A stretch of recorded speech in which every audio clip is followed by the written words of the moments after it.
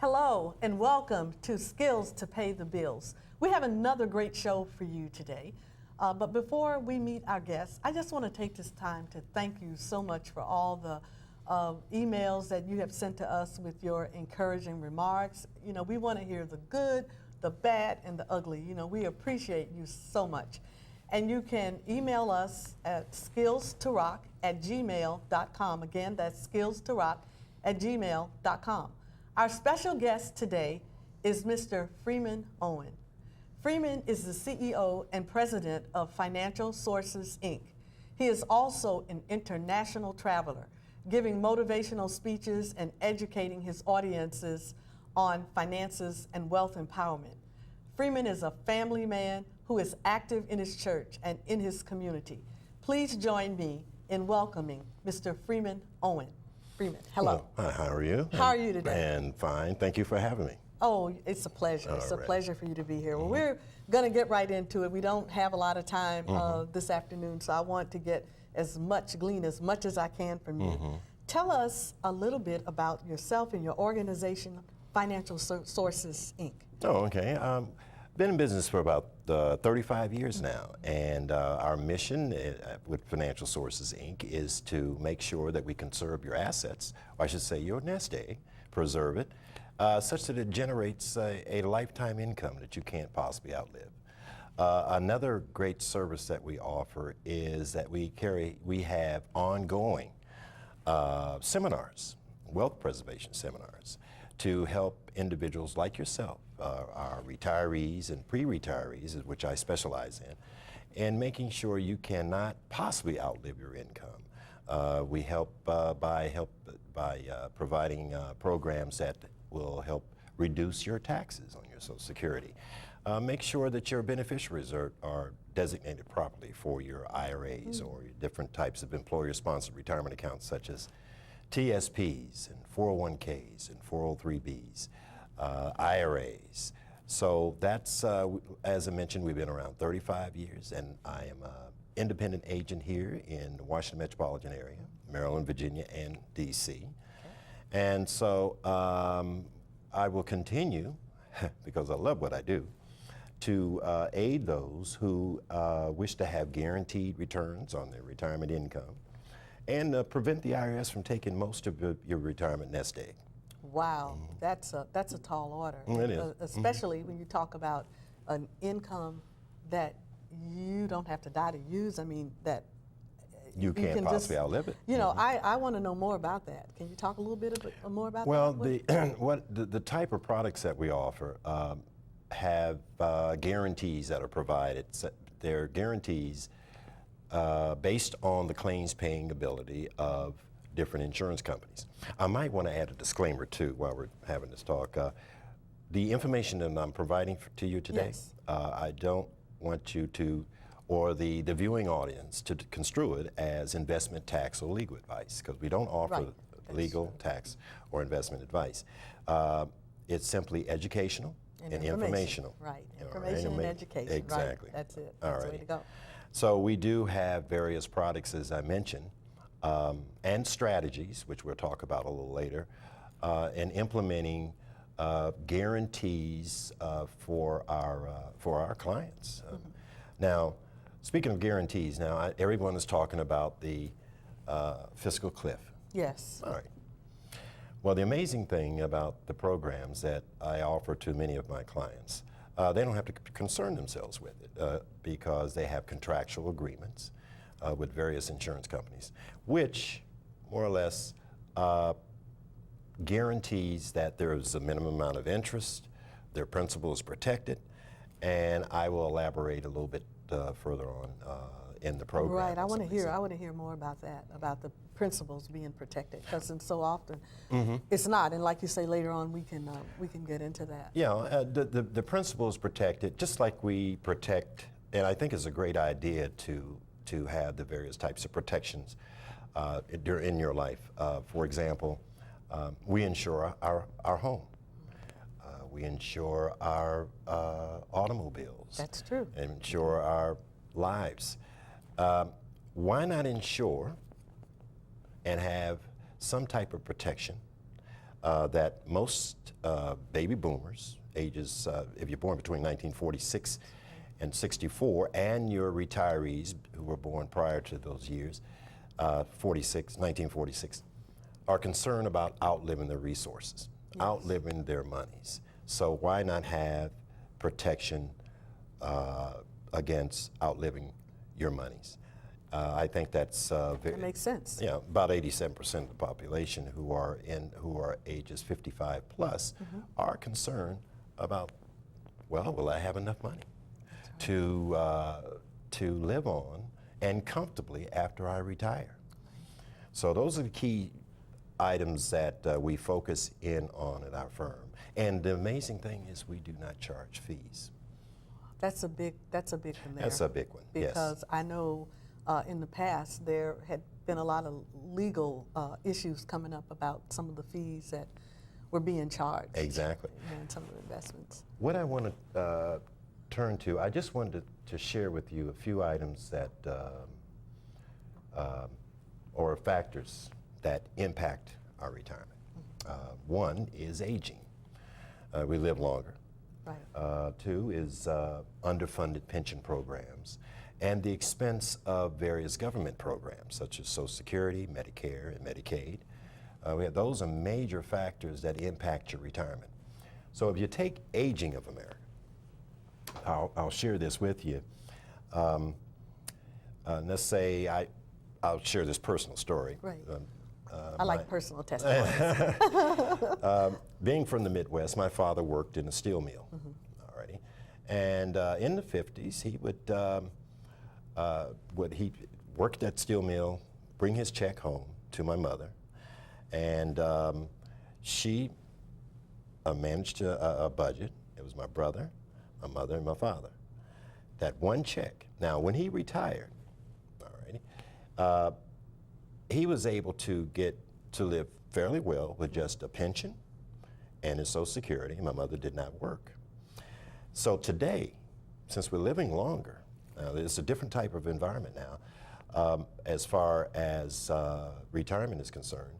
We're living longer, 25 to 30 years of retirement. That's the type of retirement we had to prepare for. Back in the 50s and early 60s, a person or individual would retire and pass on maybe after 5 years, if he or she is fortunate, maybe 10 years after retirement. Right. So now we have to concern ourselves again with longevity risk. Right. We're living longer, better medical technology, so we're aging, and therefore we must have monies that will carry us through with a worry-free retirement. Right. And that is to make sure that we never outlive those resources. Well, Freeman, does that mean that the products have had to change from back in your father's day? Because, I mean, I hear a lot of people talking about they have lost the shirts off their back. I know that, you know, I'm still working full-time, and we've got people that are over 70 that are still there. You know, the young folks are sitting back waiting on when they're going to retire so they can get some of these promotions. And my thought is that they can't afford to retire just yet because some of them have lost so much money in the products that they have been using, I guess, for years. All right. There has been a lot of volatility and the Great Recession, but I'm proud to say that none of my clients lost a dime. Why? Because they have contractual agreements with an insurance company or insurance companies where they have been offered annuities, fixed index annuities, fixed annuities, which guarantees, again, go back to that principle, guarantees the principle. There are other guarantees that provide there's a minimum amount of interest, and when there's volatility in the market, the principle is definitely safe, and with these guarantees that are provided. Freeman, could I just stop you there, because for some of our audience may not understand what an annuity is. Can you tell us, simple terms, what is an annuity? In layman's terms, an annuity is a product in which it's sold by an insurance company, and you buy this product where you have a contract with the insurance company that will offer you a guarantee of income from the premium that you, use the word premium, from the monies that you place into this product. Okay. There are liquidity options available for you. So there are, you can have it such that the monies are passed on to your children and your grandchildren. And so it's a great product to have to supplement Social Security. It is the only product that offers you a guaranteed income. Wow. It's guaranteed, just like Social Security. It is, you have a worry-free retirement, and you know that check is coming month after month, month after month, year in and year out. As long as you live. As long as you live. As you live.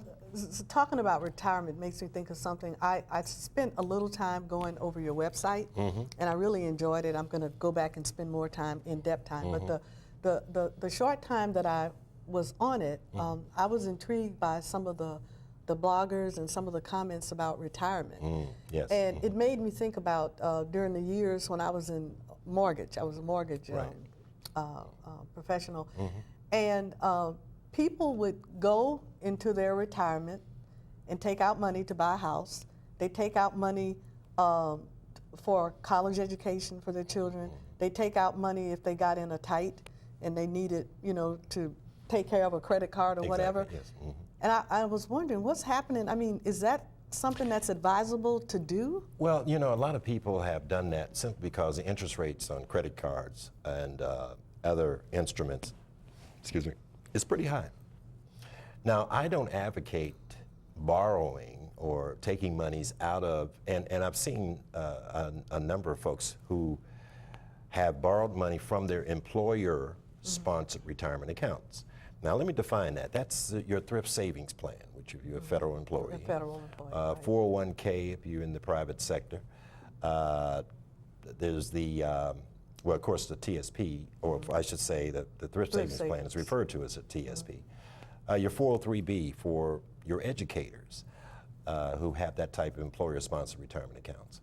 Now, the employer-sponsored retirement accounts have limitations. And when you go into get a distribution from your employer-sponsored retirement account, and I'll refer to it from henceforth as qualified plan,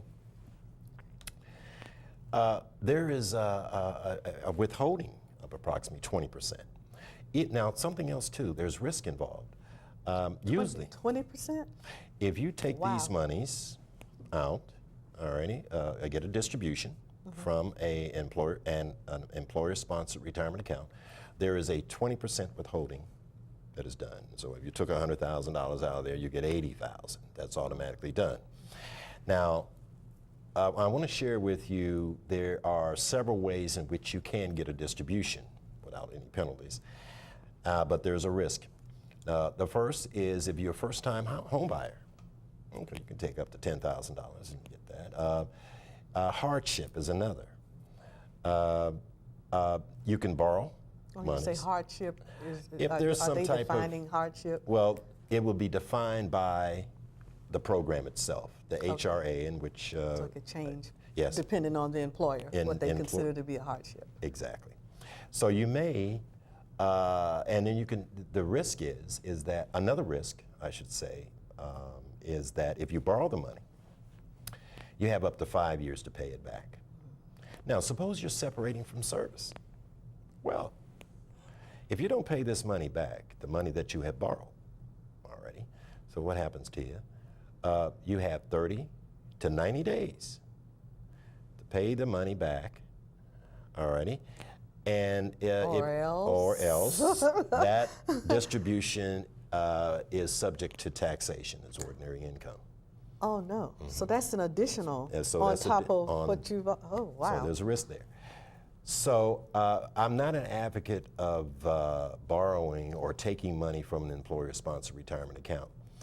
What I do like is the opportunity. I help many a client roll over these monies, a non-taxable event, into an IRA, whether it's a traditional IRA or a Roth IRA. Now, Something else too, I make sure, we were talking about annuities earlier. If we roll over these monies into an IRA, that is an annuity, that's an IRA. I also look into the suitability of those annuities and that rollover. Suitability meaning that I help the clients with the budget already. We set up an emergency fund. We prepare for that because, like I've said in so many, I guess, presentations that I've given, is that you don't want to use your retirement dollars for or as an ATM machine. Right. Alrighty. Now there are liquidity options available such that you can get monies from that IRA, and that does eliminate that 20% withholding. Now there's a 10% penalty if you're under 59 and a half, whether you get the monies from your employer, sponsored retirement account or qualified account, or if you get the monies from your IRA. So let me see if I understand. You're saying that if you're under 59 and a half and you try and take money out, that there is an additional penalty. Yes. If they allow you to take it out. Yeah.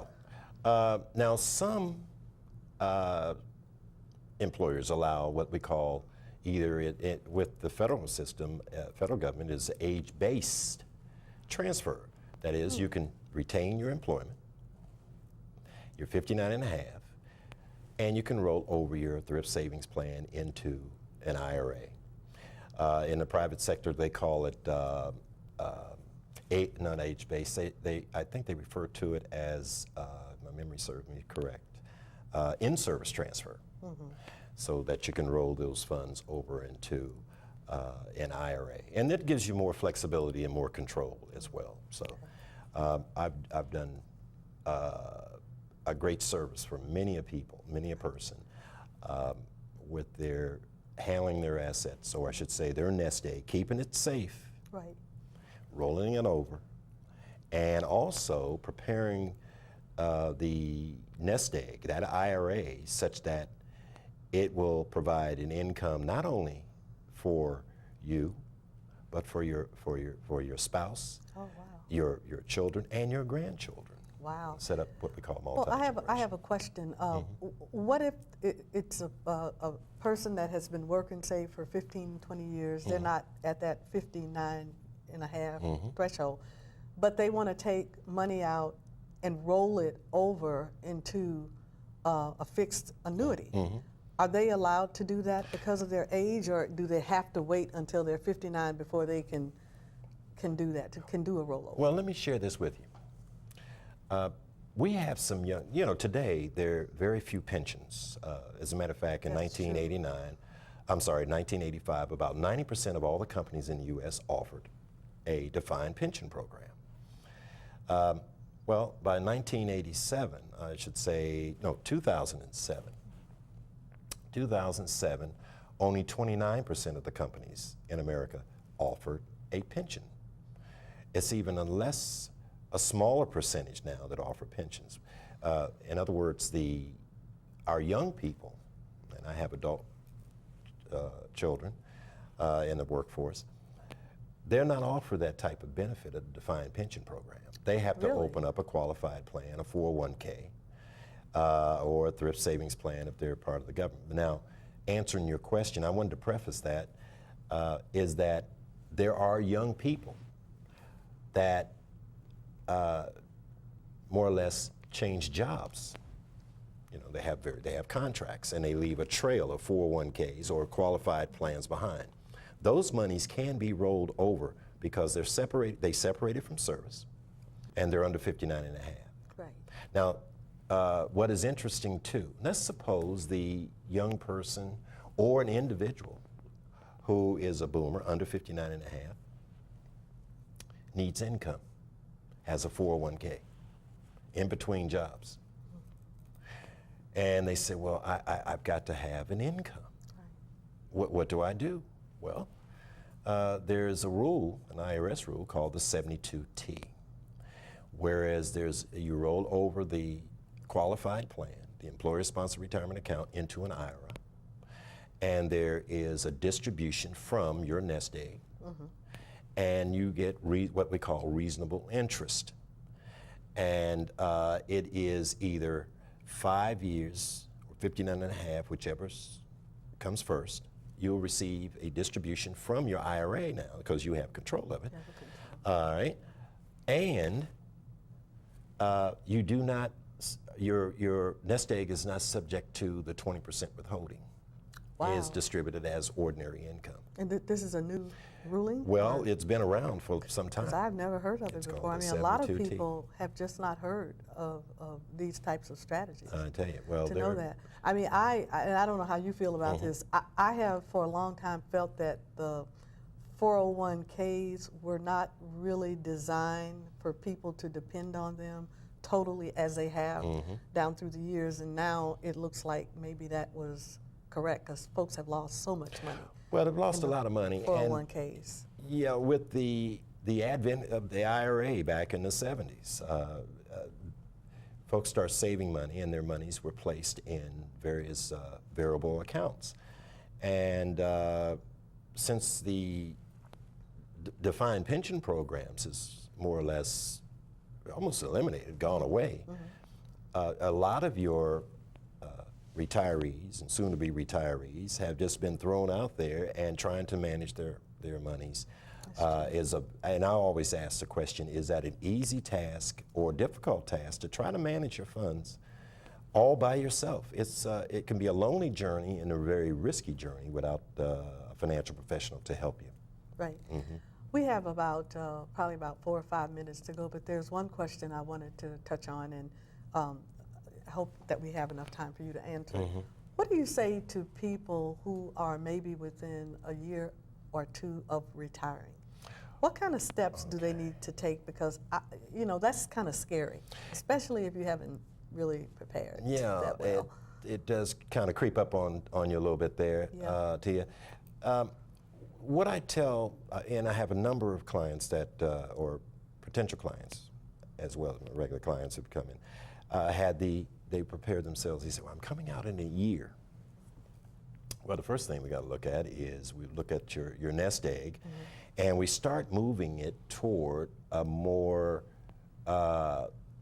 into more safe vehicles that don't fluctuate as much. Like insurance? Well, you can use insurance as part of your retirement income planning.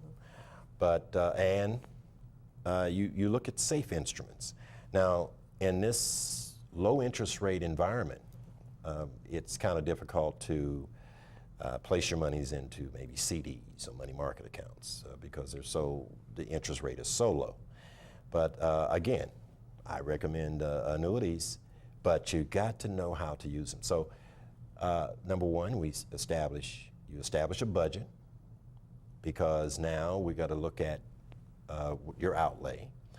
You also want to minimize debt. You don't want to come out and have a tremendous amount of debt, because if you're lucky, I'm going to use this word lucky, to have a pension, then you know you're only receiving about 75, maybe anywhere between 60 and 75% of your salary if you have one. But suppose you don't have a pension. Well, you've got to depend on that nest egg. So therefore, good emergency fund. In addition to the emergency fund, it's a good idea to have anywhere between 6 months to a year's income. Alrighty, practice on on how you wish to spend money.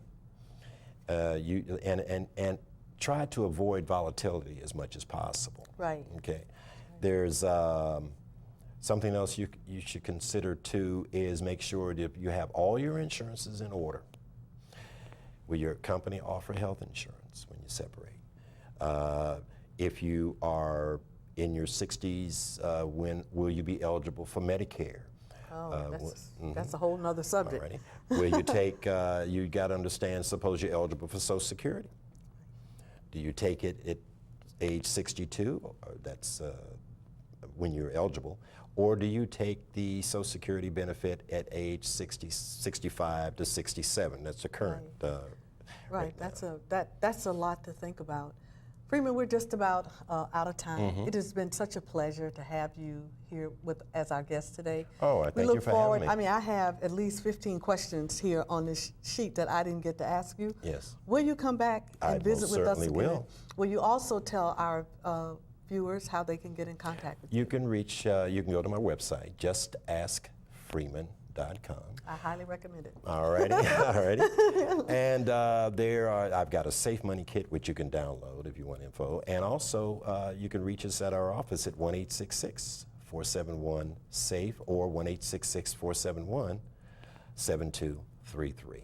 Freeman, thank you so much. Oh, thank you. And in closing our show today, let me just encourage you to spend some time this week thinking seriously about your financial situation and asking yourself questions such as, am I prepared for retirement? Have I prepared for my family in case I have an accident or pass into eternity? What happens to my wife, my husband, my children if I am incapacitated or should unexpectedly die? Am I putting any money aside for unforeseen situations that will occur at some point in my life? Trust me on that one. If you cannot answer these questions, these critical questions, with some degree of confidence, you need to contact us at skillstorock@gmail.com. You've heard Freeman, his information to contact him. We'd love to hear you. Thank you so much for watching Skills to Pay the Bills. Bye-bye. See you soon.